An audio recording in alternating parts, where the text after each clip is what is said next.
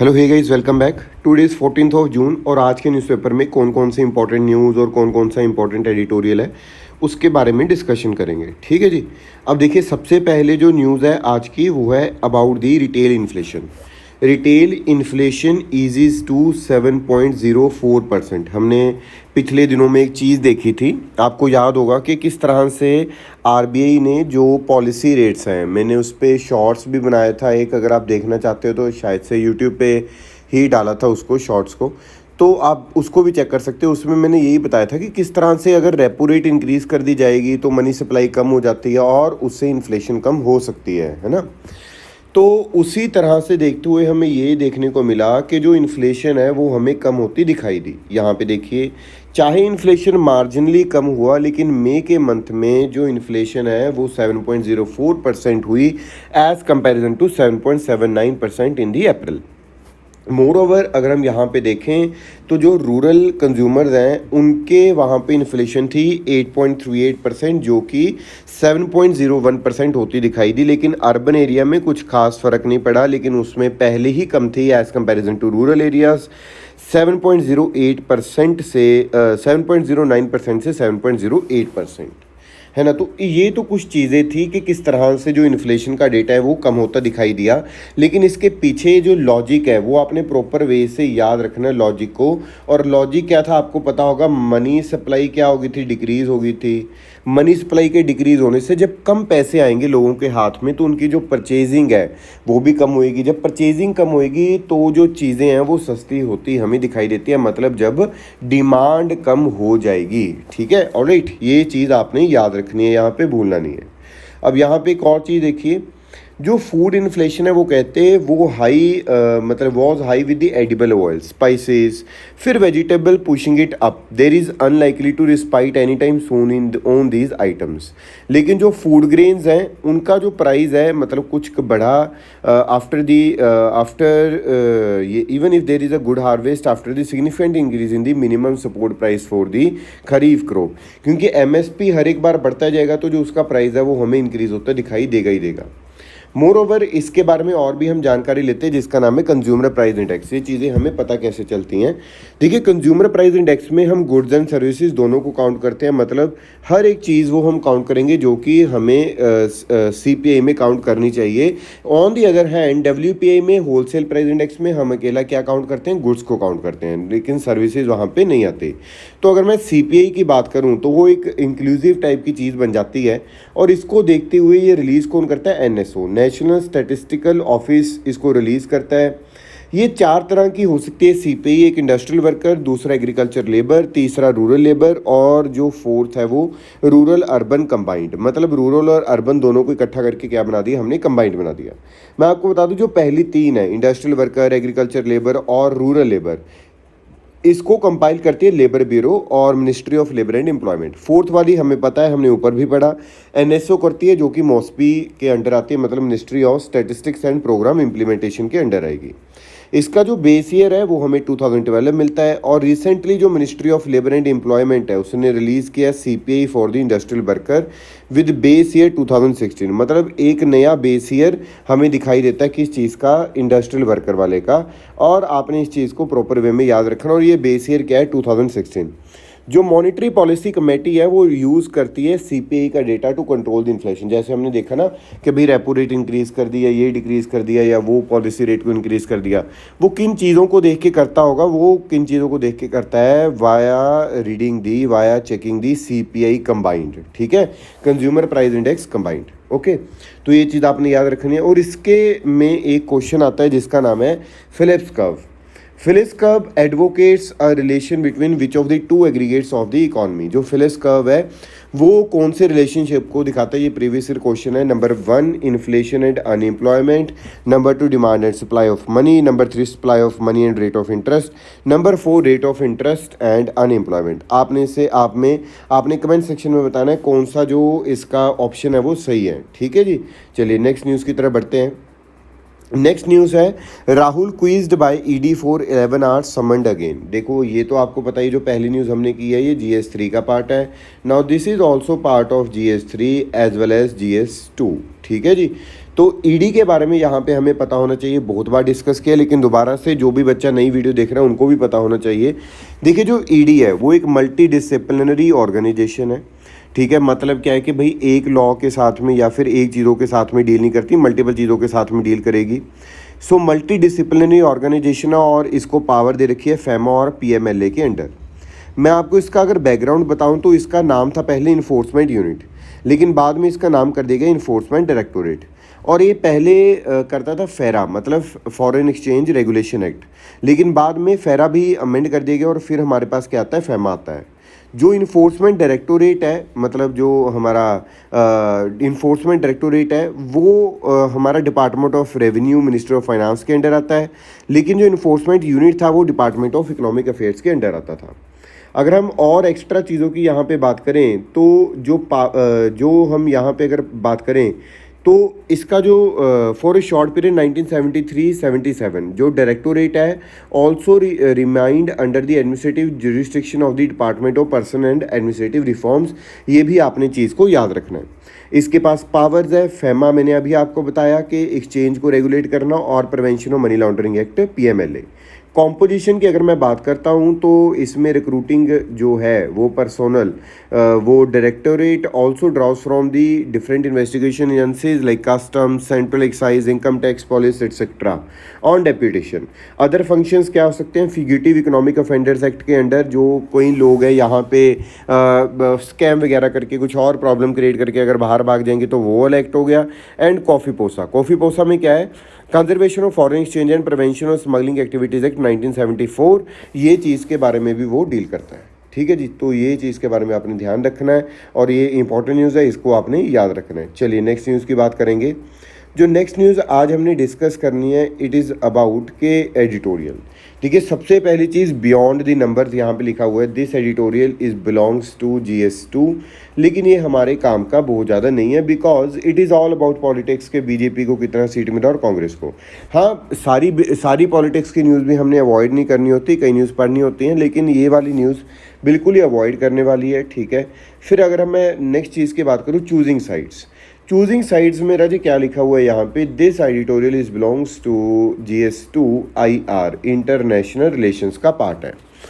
यहाँ पे अगर मैं बात करता हूँ चूजिंग साइड्स में, तो जो LAC है, लाइन ऑफ एक्चुअल कंट्रोल, और LOC दोनों डिफरेंट है। LOC हमारी पाकिस्तान के साथ में जो कि डिटर्मिंड है, मतलब जो कि हमने शिमला एग्रीमेंट से की हुई है, लेकिन जो LAC है, लाइन ऑफ एक्चुअल कंट्रोल, इसके बारे में हमें कोई भी एग्रीमेंट, कोई भी चीज़ें ऐसी कुछ भी नहीं हुआ। ठीक है, तो अगर हम बेसिकली बात करते हैं अलग से इसके बारे में, तो यहाँ पे जो एक अमेरिकन्स हैं, जो ऑफिशियल्स हैं, वो एक बड़ा ही क्लियर मैसेज दे रहे हैं कि भाई जो इंडिया चाइना की बॉर्डर टेंशन्स हैं वो एक ब्रॉडर जियोपॉलिटिकल का वो उनका पार्ट बनता हुआ दिखाई दे रहा है।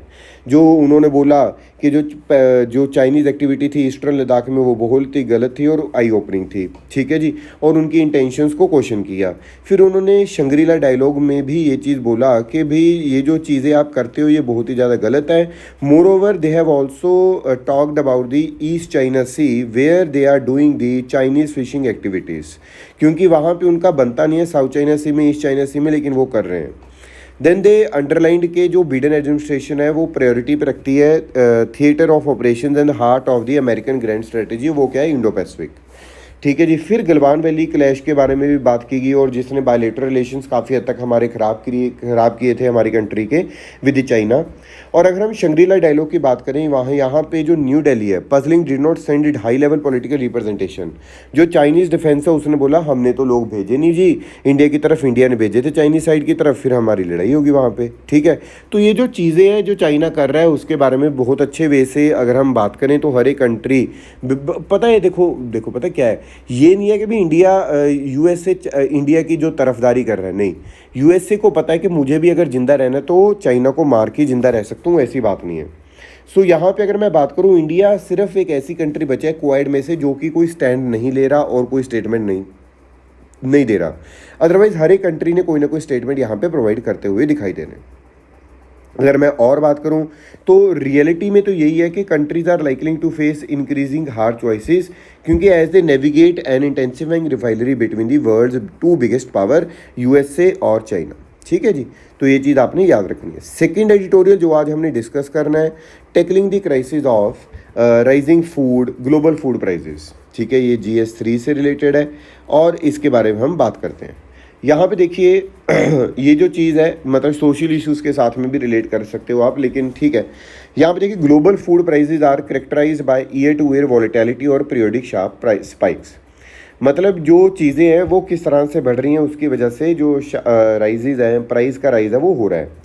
यहाँ पे उन्होंने बताते हुए ये बताया, यहाँ पे जो पहली चीज़ है, कहते कुछ चीज़ें ऐसी हैं कि जो मतलब जो ईयर टू ईयर वॉलेटिलिटी है या तो वो पीरियोडिक राइज की वजह से आती है या फिर जो डोमेस्टिक पॉलिसीज़ है मतलब it is steep and severe periodic price stocks के बारे में हो सकती है। मतलब जो चीज़ें हैं, अब ये जो क्राइसिस है, अगर मैं पीरियोडिक की बात करूं या फूड शॉर्टेज या कोई भी डिसरप्शन है, ट्रेड डिसरप्शन है, मतलब जो ये चीज़ें कर रही है वो क्या लेकर आ रही है, एक तो पॉवर्टी लेकर आ रही है कंट्रीज़ में और एक हंगर लेकर आ रही है। तो इन चीज़ों को देखते हुए यहाँ पे बोला जा रहा है क्राइसिस और हिस्ट्री। क्राइसिस और हिस्ट्री में उन्होंने बताया कि भी जो ग्रीन रेवोल्यूशन है उसके बाद में अडॉप्ट करने के बाद में वर्ल्ड ने 3 बार फूड प्राइस क्राइसिस देखे हैं। पहली बार 1973-76 में एक फूड प्राइस जो क्राइसिस है वो देखे हमने, जो कि मतलब मैं आपको ये भी बता दूं कि एग्रीकल्चर की वजह से, यहाँ पे लिखा आएगा एग्रीकल्चर की वजह से ये जो प्राइस राइज है या फिर जो प्रॉब्लम है वो क्रिएट नहीं हो रही। ये प्रॉब्लम क्रिएट हो रही है because of some other things like कि भाई कोई वॉर हो गई, कोई डॉलर का प्राइस गिर गया या फिर कोई फूड क्राइसिस आ गए, food crisis in the sense कि कोई ग्लोबल क्राइसिस आ गई, इकोनॉमिक क्राइसिस, इस तरह की चीज़ें। तो पहला 73-76 में देखने को मिला। तो नेक्स्ट 2 डेकेड्स तक जो फूड प्राइसेस है वो रियल टर्म्स में डिक्लाइन ही हो रहे थे एट देयर लोएस्ट अराउंड 2002। लेकिन व्हाट वी हैव सॉ एक 2008 में प्राइस क्राइसिस आते हैं और उसके बाद में ये जो चीज़ है price shock begin softening after 2014, ठीक है जी। और अब ये जो ट्रेंड है दोबारा से हमें थर्ड क्वार्टर ऑफ 2020 से दिखाई देता नज़र आ रहा है। और यहाँ पे जो चीज़ मैंने आपको पहले बताई कि जितने भी ये फूड क्राइसिस हैं, ठीक है, 73, 76, 2007, 12 या 2020, ये ट्रिगर नहीं हुए फैक्टर्स एग्रीकल्चर पे जो डिपेंडेंट थे, लेकिन जो फैक्टर्स आउटसाइड एग्रीकल्चर है मतलब उसकी प्रोडक्टिविटी या प्रोडक्शन से रिलेटेड नहीं है, लेकिन ये दूसरी चीज़ें हैं जैसे कि रशिया यूक्रेन की वॉर होगी आज की डेट में, ठीक है, फिर या फिर कोई एक्सपोर्ट के जो ग्लोबल वैल्यू चेन है उसमें कोई प्रॉब्लम आ गई। इस तरह की जो चीज़ें हैं वो हमें दिखाई देती नज़र आती हैं। जो रीसेंट स्पाइक है वो हमें पता है लॉकडाउन की वजह से आया है, और नंबर 2 रशिया यूक्रेन के जो क्राइसिस है बहुत ज़्यादा हाई लेवल पे उन्होंने ये जो प्राइस राइज है वो करवा दिया गया है। अब ये जो करंट फूड प्राइस स्पाइक है ये पहले वेजिटेबल ऑयल्स में देखने को मिला था हमें, then it expanded to the cereals, ठीक है। फिर उसके बाद में ये जो राइजिंग ट्रेंड है वो हमें दिखाई देने लग गया फूड प्राइसेस में इन दी डाइवर्जन ऑफ फूड, क्योंकि हम बायोफ्यूल को बनाने के लिए, बायोफ्यूल इन द सेंस आपने पढ़ा होगा, आपने अगर नहीं पढ़ा तो आपने कमेंट सेक्शन में पढ़ के बताना है, प्रॉपर बताना है। First generation biofuel, second, third और फोर्थ जनरेशन, ये करंट अफेयर्स का आपका पार्ट बन सकता है और इसका क्वेश्चन पूछा गया है। आपने देखना बायोफ्यूल होता क्या है, ठीक है, कमेंट सेक्शन में बताओगे। और आपने राजे ये बताना है first generation, second generation, third generation और फोर्थ जनरेशन बायोफ्यूल क्या होते हैं। तो आपको उसमें पता लगेगा कि बायोफ्यूल को बनाने के लिए हम फूड को यूज़ करते हैं, जिसकी वजह से ऑब्वियसली जो सप्लाई है फूड की वो उधर वाली साइड पे शिफ्ट हो रही है, जिसकी वजह से जो प्राइस है वो भी राइज यहाँ पे होते हुए नजर आते हैं। और अगर हम बात करें food prices are also expected to go up in the current and next harvest season because fertiliser का और एग्रोकेमिकल का जो प्राइस है वो इंक्रीज हो गया है। तो ये जो ट्रांसमिशन है ग्लोबल प्राइसेस का टू द डोमेस्टिक मार्केट वो मॉडरेट किया जा सकता है, जैसे कि कोई भी ट्रेड पॉलिसी होगी या फिर अदर इंस्ट्रूमेंट। लेकिन उसमें हाँ, जो सरकार है उसको तो कुछ ना कुछ पे करना ही पड़ेगा इन दी फॉर्म ऑफ सब्सिडी और एनीथिंग। वीट एक्सपोर्ट रिस्ट्रिक्शन, हमारी कंट्री ने वीट के एक्सपोर्ट की रिस्ट्रिक्शन लगा दी जैसे ही देखा कि प्राइस राइज हो रहा है। जो इंडिया है वो पहले बहुत ही कम एक्सपोर्ट करता था वीट को, 0.1 या फिर 1% तक, लेकिन वो कहते हैं कि चाहे आप बैन कर दो लेकिन जो एक्सपोर्ट है वीट का इस साल वो ज़्यादा ही रहेगा पिछले सालों से। So international market is looking for around 50 million tonnes of wheat to compensate for the disruption in the wheat export from Russia and Ukraine. लेकिन ये इंडिया पूरा कर सकता है, लेकिन वो पूरा नहीं कर पाया। ग्लोबल इम्पैक्ट की अगर मैं बात करूं, ग्रीन एवोल्यूशन जो टेक्नोलॉजी है वो स्प्रेड हुई डेवलपिंग कंट्रीज़ में 70 to 1990s में। सो जो ग्रीन एवोल्यूशन टेक्नोलॉजी है slow down with the start of 21st century, so food prices began increasing in the real terms, ठीक है। तो ये भी चीज़ आपने याद रखनी है कि अगर कई बार आता है आपको या फिर आपने लिखना है मेंस में कि कब इंक्रीज़ होना स्टार्ट हुआ, तो इट वाज कि आफ्टर ये 1990s मतलब 21st सेंचुरी में ये जो चीज़ है वो होनी स्टार्ट हो गई थी। मोर ओवर अगर हम बात करें, वेरी सॉरी, यहाँ पे दोबारा से ओपन करते हैं उसको। तो मोर ओवर यहाँ पे अगर हम बात करें जो लास्ट 3 फूड प्राइस क्राइसिस थे, it was primarily cause due to an increasing in the energy prices और disruption in the movement of the food across the borders. और यही सेम चीज़ अभी भी हमें देखने को मिल रही है। रशिया यूक्रेन वॉर डिसरप्शन हो चुकी है, वहाँ पे वीट का जो हमारी जो चीज़ें हैं वो यहाँ तक नहीं आ पा रही। मोर ओवर जो प्राइजेज हैं वो एनर्जी के वो भी इंक्रीज़ होते हमें दिखाई दे रहे हैं। नेक्स्ट न्यूज़ की बात करेंगे। This data is important. Centre for monitoring Indian economy, you can use this data in the GS3, ठीक है जी, इकॉनमी वाला सेक्शन। और यहाँ पे हमें क्या दिखाई दे रहा है, centre for monitoring India's economy CMIE employment data for may shows science of stability and recovery in the labour sector. मतलब एक स्टेबिलिटी और रिकवरी हमें लेबर सेक्टर में दिखाई देती है। एम्प्लॉयमेंट जो है वो rose to 404 million during this month, which was marginally higher than May 2019। मतलब May 2019 से थोड़ी हमें ज़्यादा मिली and significantly higher than the lows recorded in 2020 and 21। ठीक है, तो ये जो चीज़ है आपने याद रखना है इस चीज़ को कि CMIE ने ये जो डेटा है वो प्रोवाइड करता है, एम्प्लॉयमेंट डेटा प्रोवाइड करता है centre for monitoring India's economy. उन्होंने बताया in the past few months while the agriculture sector has been shedding jobs, जो एग्रीकल्चर सेक्टर है वो शेड कर रहा है जॉब्स को, industry has been the biggest gainer. ये चीज़ आप याद रखोगे। और इंडस्ट्री में भी जो मेटल इंडस्ट्री है ये बिगेस्ट एम्प्लॉयर जनरेटर यहाँ पे साबित होती दिखाई दे रही है। ठीक है जी, चलिए नेक्स्ट न्यूज़ की बात करेंगे। सो व्हाट इंडिया ओन्स, एक डेटा आया हमारे पास नेशनल फैमिली हेल्थ सर्वे 5। और ये जो नेशनल फैमिली हेल्थ सर्वे 5 है ये डेटा आपके लिए इंपॉर्टेंट हो सकता है, जिसमें बताया गया है कि जो उत्तर प्रदेश है और to close to half in Rajasthan endure the searing heat wave this summer without air conditioners. क्योंकि इन्होंने ये जो डेटा होता है नेशनल फैमिली हेल्थ सर्वे, इसमें हर एक चीज़ वो बताते हैं। उन्होंने बताया कि only 15% in the rural household owned one of these, ठीक है। और whereas in urban areas जो ओनरशिप है वो थोड़ी सी बेटर हो जाती है 40%। जो कार है वो सिर्फ 7.5% हाउस होल्ड्स के पास में है, whereas 50% own a bicycle. ठीक है, ironically bicycle lanes are a rarity in India. Bicycle जो लेन्स है वो बहुत कम है। और 16% हाउस होल्ड ओन करते हैं टेलीविज़न और रेफ्रिजरेटर और वॉशिंग मशीन को, शोइंग दैट कि भाई ये शो क्या कर रहे हैं कि trio are still luxury commodities, right. यहाँ पे एक चीज़ की मैं बात करूँगा, बाइक सबसे ज़्यादा आपको देखने को मिलेगी बिगर स्टेट में, पंजाब के पास। और अगर मैं सारी स्टेट को मान के चलूँ तो Goa is the state where 86.7% percentage के बेसिस पे है ये। ठीक है, तो ये चीज़ आपने याद रखनी है। नंबर 2, अगर मैं कार की बात करूँ तो कार में जो शेयर है वो पंजाब का 21 है।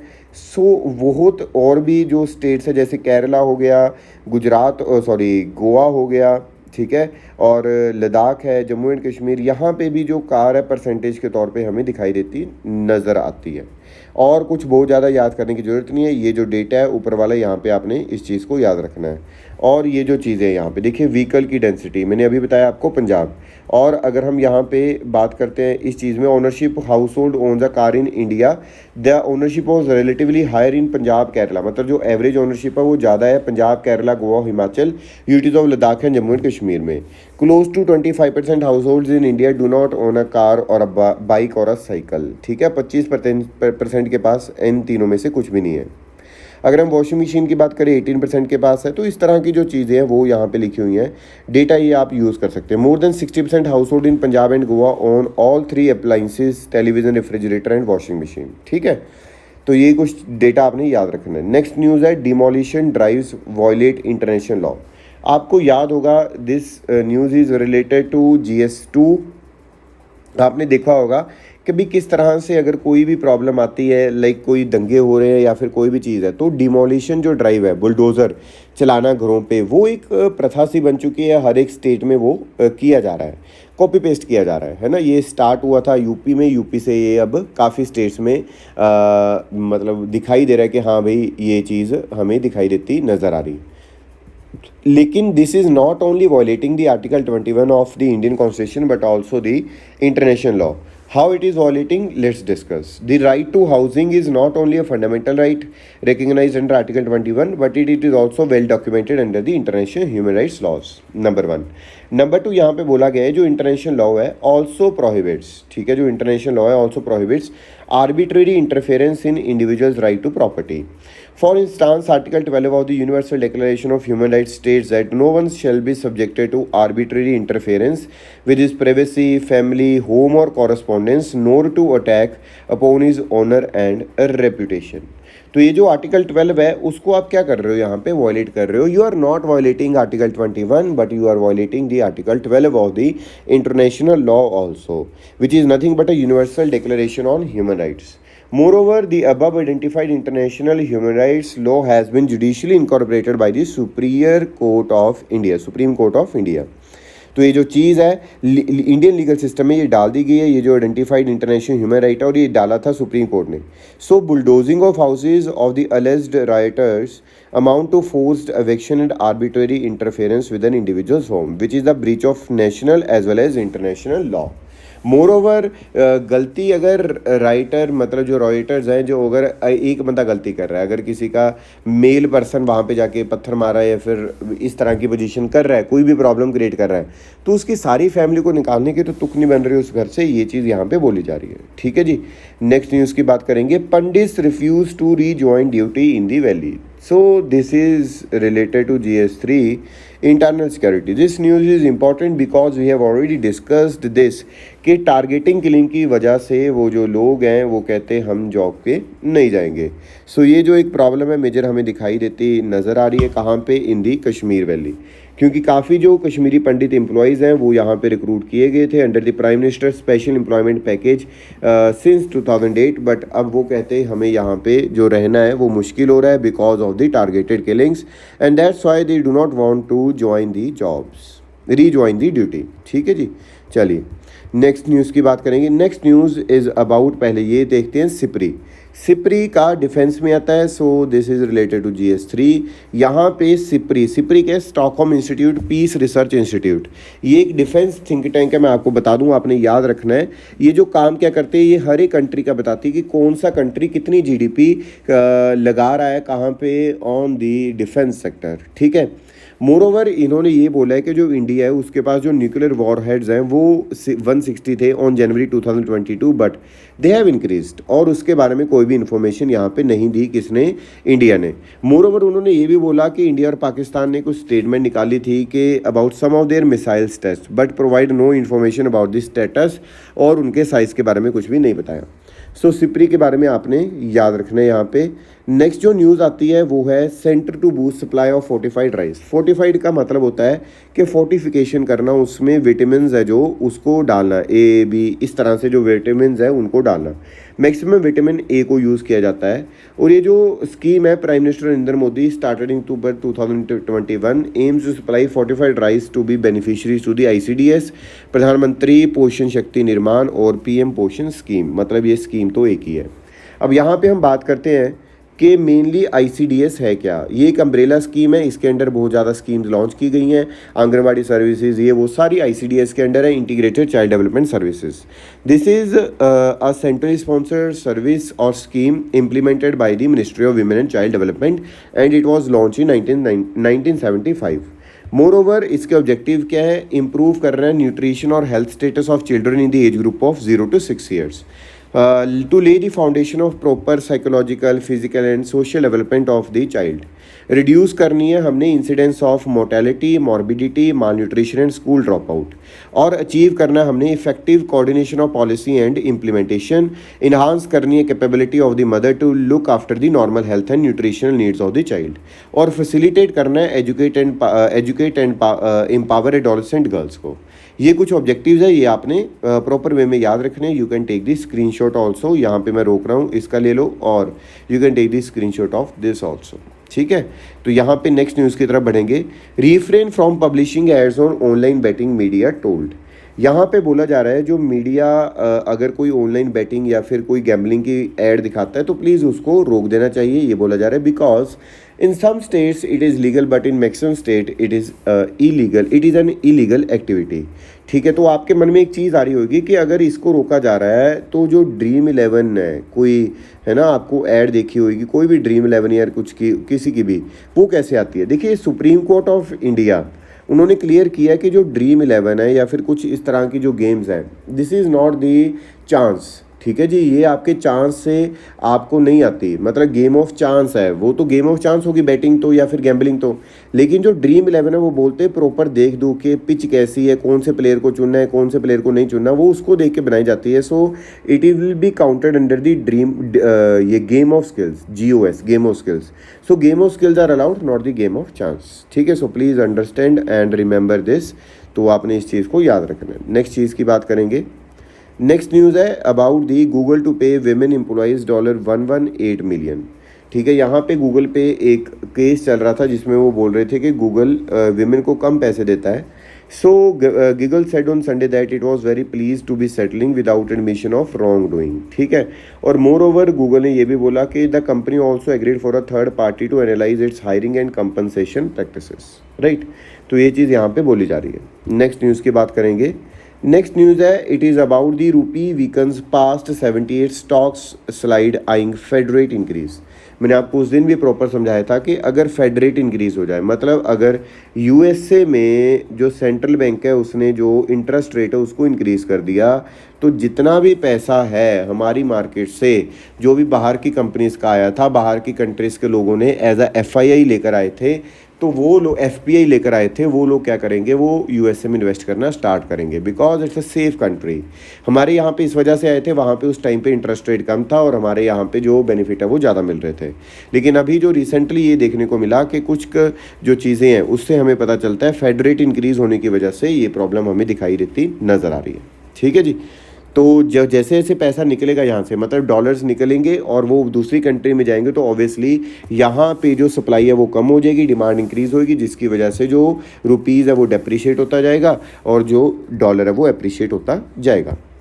अगली अगर हम चीज़ की बात करें, it is about the NCLAT, national company law appellate tribunal. इसके बारे में देखते हैं।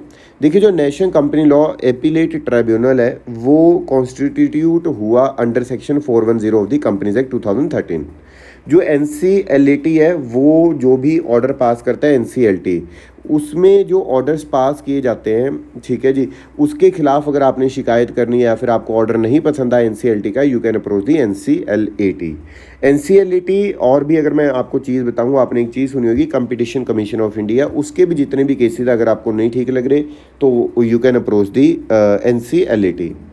The third news in the economic section is Russia is now the second biggest oil vendor to India. Saudi Arabia था पहले सेकंड पे, लेकिन अभी रशिया आ चुका है, राइट। सो ये आज का न्यूज़पेपर है, ठीक है। तो जो भी आपको डाउट है या फिर कोई भी प्रॉब्लम है, you can ask me in the comment section, you can Telegram me, ठीक है। मोर ओवर सो जो क्वेश्चन पूछा है मैंने, आप कमेंट सेक्शन में बताइएगा। Thank you so much.